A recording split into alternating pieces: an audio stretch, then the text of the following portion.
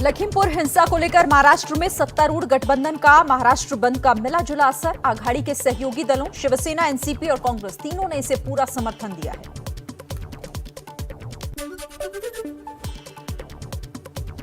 BJP प्रवक्ता राम कदम का बंद को लेकर बयान, कहा अगर जबरन लोगों को बंद के लिए मजबूर किया तो हम सड़कों पर उतरेंगे।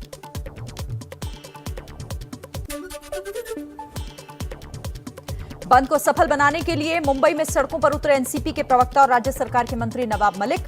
लखीमपुर कांड को लेकर बीजेपी पर निशाना साधा, योगी और केंद्र सरकार के खिलाफ नारेबाजी।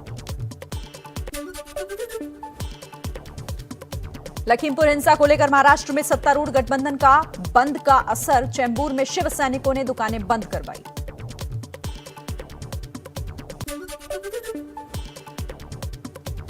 महाराष्ट्र के महाविकास आघाड़ी गठबंधन ने बुलाए बंद का असर मुंबई और उनसे सटे हुए इलाकों में भी दिख रहा है। बेस्ट की बसें सुबह से ही मुंबई की सड़कों से नदारद हैं। फिलहाल लोकल सेवा पर इसका कोई असर नहीं है।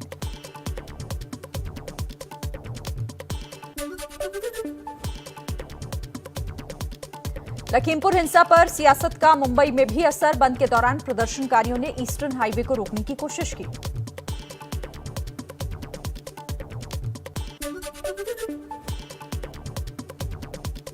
महाराष्ट्र बंद का असर पुणे और शिवड़ी में भी देखने को मिला। पुणे के बाजार बंद हैं। पब्लिक ट्रांसपोर्ट सेवाओं पर भी इसका असर पड़ा। सब्जी मंडी और खुदरा बाजार तक बंद है। शिवड़ी का भी यही हाल है।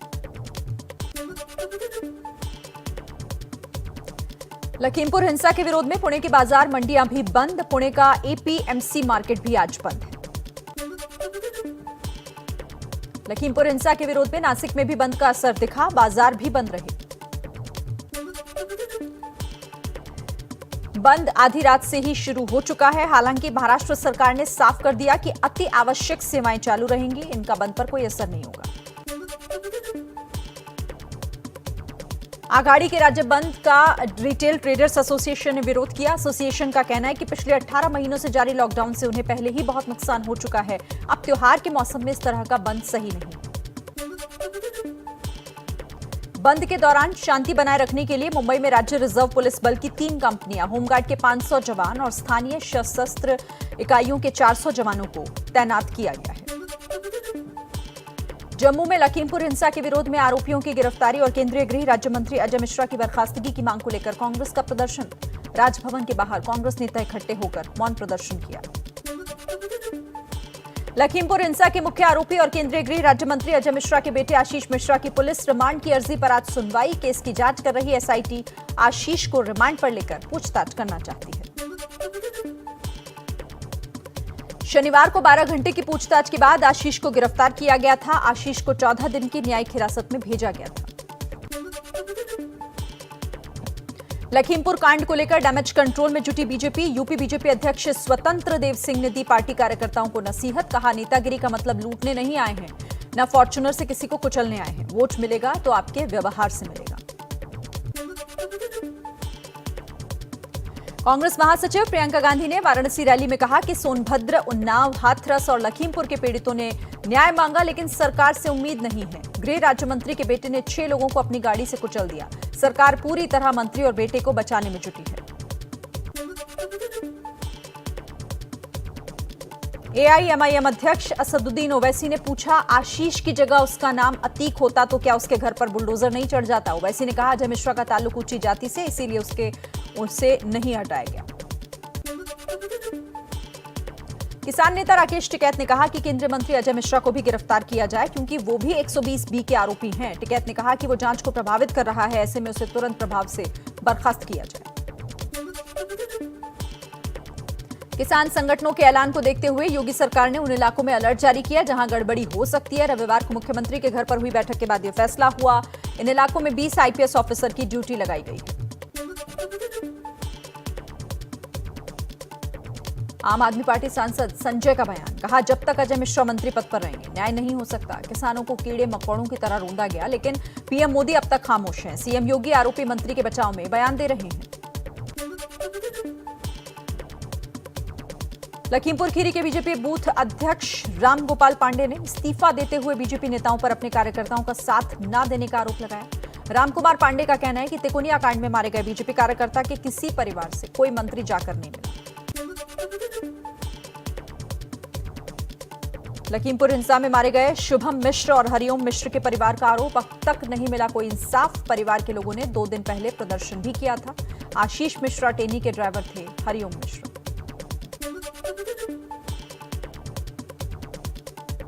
जम्मू कश्मीर के बांदीपोरा और अनंतनाग में सुरक्षा बलों को बड़ी कामयाबी मिली। अनंतनाग और बांदीपोरा में एक आतंकी ढेर। बांदीपोरा में मारा गया लश्कर का आतंकी इम्तियाज अहमद डार हाल ही में हुई घटनाओं में शामिल था। सुरक्षा बलों की हिरासत में है 700 लोग।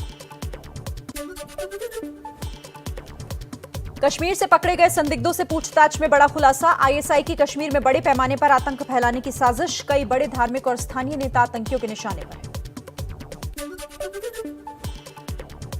प्रधानमंत्री नरेंद्र मोदी वीडियो कॉन्फ्रेंसिंग के जरिए भारतीय अंतरिक्ष संघ का उन्होंने शुभारंभ किया। अंतरिक्ष उद्योग के प्रतिनिधियों के साथ मोदी का संवाद। पीएम ने कहा 21वीं सदी का भारत आगे बढ़ रहा है। उत्तराखंड में चुनाव से पहले बीजेपी को लगा झटका। उत्तराखंड बीजेपी नेता और परिवहन मंत्री यशपाल आर्य कांग्रेस में हुए शामिल। क्रूज ड्रग्स मामले में शाहरुख खान के बेटे को अभी जेल से छुटकारा नहीं। जमानत की अर्जी पर बुधवार की दोपहर होगी सुनवाई। क्रूज ड्रग्स केस में एनसीबी ने कहा कि जितने आरोपी अभी तक पकड़े गए उनके और इस ड्रग्स मामले में और भी लिंक की जांच हो रही है। देश के तमाम राज्यों में बिजली संकट पर ऊर्जा मंत्री आरके सिंह का बयान। कहा नहीं है बिजली का कोई भी संकट, जितनी मांगे उस हिसाब से आपूर्ति हो रही है। बिजली संकट पर लोगों को गुमराह किया जा रहा है। देश में कोयले का पर्याप्त मात्रा में स्टॉक है। बिजली घरों को कोयले की सप्लाई पर कोयला मंत्री ने कहा मौजूदा समय में कोयला आपूर्ति अपने सर्वोच्च स्तर पर है, जिससे आगे आने वाले दिनों में पावर प्लांट्स का कोल स्टॉक बढ़ेगा।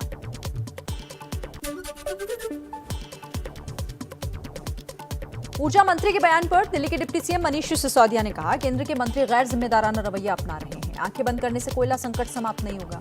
ऑक्सीजन संकट के समय भी सरकार ने यही किया था। बिजली संकट को लेकर दिल्ली सरकार ने 2 दिन पहले कहा था सिर्फ 1 दिन के लिए कोयला बचा है। सीएम केजरीवाल ने पीएम को चिट्ठी लिखकर दखल देने की मांग की थी। पंजाब सरकार ने केंद्र से कोयला सप्लाई सुनिश्चित करने की अपील की। सीएम चरणजीत सिंह चन्नी ने कहा धान के सीजन में बिजली की खपत बढ़ी है, कोयले की कमी चिंता का विषय है। महाराष्ट्र को प्रतिदिन की जरूरत का सिर्फ 50% कोयला ही मिल पा रहा है। संकट की वजह से महाराष्ट्र के थर्मल पावर प्लांट्स की 13 यूनिट बंद हो गई हैं। कोयला संकट ने महाराष्ट्र सरकार के सामने बड़ी चुनौती पैदा कर दी है। सरकार कह रही है कि हर कोशिश कर लोगों को इस संकट से बचाने की कोशिश की जाएगी। उत्तर प्रदेश में भी गहराया कोयले का संकट, बिजली उत्पादन कम हुआ। सीएम योगी आदित्यनाथ ने प्रधानमंत्री नरेंद्र मोदी को पत्र लिखकर राज्य में कोयले की आपूर्ति सामान्य कराने और अतिरिक्त बिजली उपलब्ध कराने का आग्रह किया। All India power engineers federation के मुताबिक यूपी में कोयले की कमी के चलते बिजली उत्पादन बहुत कम हो गया है, जिसके चलते गांव और कस्बों में बिजली की जबरदस्त कटौती हो रही है। बिजली संकट पर एमपी के बिजली मंत्री प्रद्युम्न सिंह का बयान। कहा एमपी में बिजली संकट नहीं, स्टॉक में कोयला कम लेकिन रोजाना सप्लाई हो रही है। कोयला संकट पर कांग्रेस ने केंद्र सरकार पर निशाना साधते हुए कहा कोयले की दलाली में हाथ काला करने वाले अंधेरी रात का इंतजाम कर रहे हैं। पानी, पेट्रोल, डीजल की तरह अब बिजली भी खरीदनी पड़ेगी। साहेब ने दोस्तों के लिए यह भी मुमकिन कर दिखाया। कर्नाटक के मुख्यमंत्री बसवराज बोम्मई ने कोयले की कमी के कारण राज्य में संभावित बिजली संकट के मद्देनजर केंद्र से कोयले की आपूर्ति बढ़ाने को कहा। बोम्मई ने कहा हमने केंद्र से कोयले की 4 रैक बढ़ाने का अनुरोध किया है। बिहार के गया में पिछले 10 दिनों से बिजली का संकट गहरा गया है। यहां के लोगों का कहना है कि पहले उन्हें 24 घंटे बिजली मिलती थी, लेकिन अब मुश्किल से 20 घंटे मिल पा रही है। पूरे देश में कोयले की कमी का असर मुजफ्फरपुर में भी दिखने लगा, जहां पर ग्रामीण इलाकों में बिजली में कटौती की वजह से लोगों को परेशानी हो रही है। कोयले की कमी की वजह से एनटीपीसी का कांटी प्लांट बंद होने की कगार पर है। कोयले की किल्लत की वजह से लुधियाना की हौजरी के दाम भी बढ़ रहे हैं। कारोबार से जुड़े हुए लोगों का कहना है कि इंडस्ट्री के लिए चिंता का विषय है। अगर हालात ना सुधरे तो इंडस्ट्री बंद हो सकती है। देश में कोयले के संकट के लिए जिम्मेदार है बारिश की मार। झारखंड में लगातार हो रही बारिश ने कोयला प्रोडक्शन पर रोक लगा दी। हालांकि बीसीसीएल लगातार प्रयासरत है कि कोयला उत्पादन ज्यादा से ज्यादा।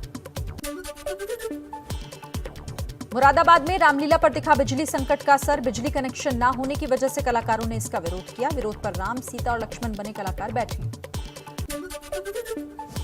देश में कोरोना के मामलों में उतार चढ़ाव जारी। पिछले 24 घंटे में कोरोना के 18,132 नए मामले। 24 घंटे में 193 लोगों की मौत। 2,27,000 से ज्यादा एक्टिव केस। देश में वैक्सीनेशन का आंकड़ा 95 करोड़ के पार पहुंचा। केंद्रीय स्वास्थ्य मंत्री मनसुख मांडविया ने कहा, आने वाले दिनों में देश 100 करोड़ डोज लगाकर रचेगा इतिहास।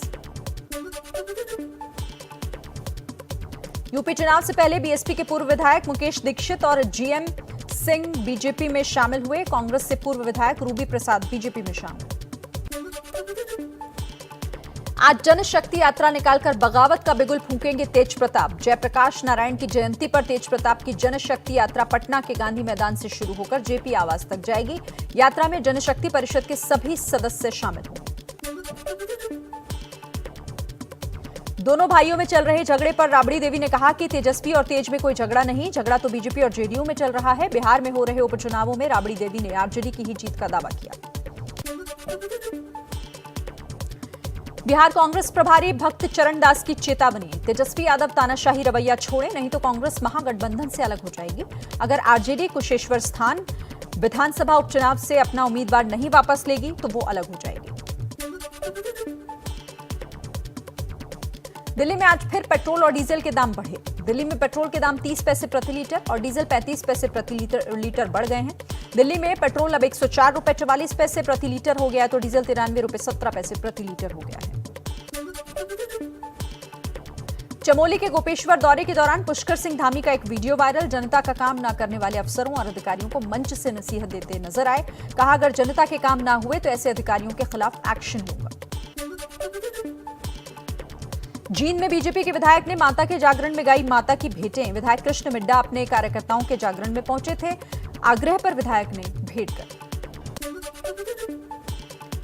वाराणसी में सुहेल देव भारतीय समाज पार्टी के राष्ट्रीय अध्यक्ष ओम प्रकाश राजभर ने वंचित पिछड़ा दलित महापंचायत रैली में अपने हजारों समर्थकों की जनसभा को संबोधित करते हुए बीजेपी नेताओं को चोर बताते हुए पीएम के पद की भी गरिमा भूले। बीजेपी सांसद प्रज्ञा सिंह ठाकुर का बयान। कहा, देश के मंदिरों को सरकार के संरक्षण से मुक्त करना चाहिए। सरकार के संरक्षण के कारण दान में मिला धन हिंदुओं के विकास की जगह अल्पसंख्यक विधर्मियों के पास चला जाता है। कर्नाटक के स्वास्थ्य मंत्री डॉक्टर के सुधाकर का विवादित बयान। कहा, भारत में काफी संख्या में आधुनिक महिलाएं सिंगल रहना चाहती हैं, यहां तक कि शादी हो जाने पर भी बच्चे को जन्म नहीं देना चाहती। गोरखपुर के मनीष गुप्ता हत्याकांड के दोनों आरोपी इंस्पेक्टर जगत नारायण सिंह और दारोगा अक्षय मिश्रा को 14 दिन की न्यायिक हिरासत में भेजा। दोनों पर कानपुर के डीलर मनीष गुप्ता की पीट कर हत्या करने का आरोप है। मनीष गुप्ता की पत्नी और पिता का कहना है, गोरखपुर में गिरफ्तार किए गए दोनों पुलिस वालों को फांसी की सजा होनी चाहिए। उनका कहना है कि गिरफ्तारी तो हो गई है, लेकिन अभी भी उनको भरोसा नहीं कि कुछ आगे कार्रवाई होगी।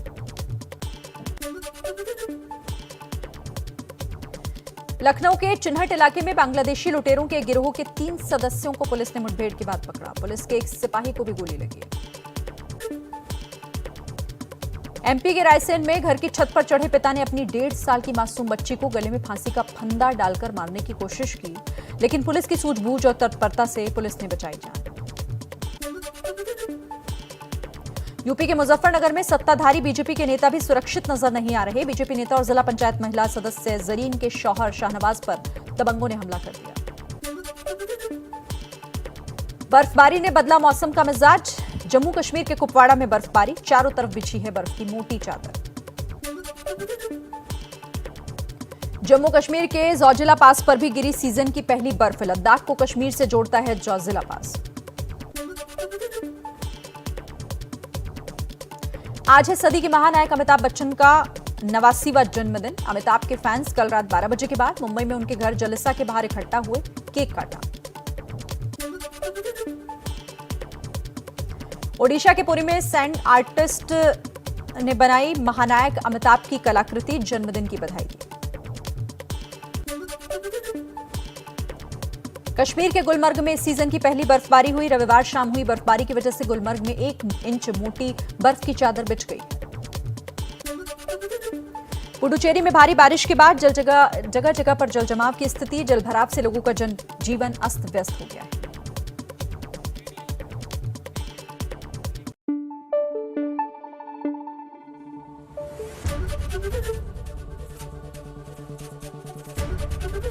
एबीपी न्यूज आपको रखे आगे।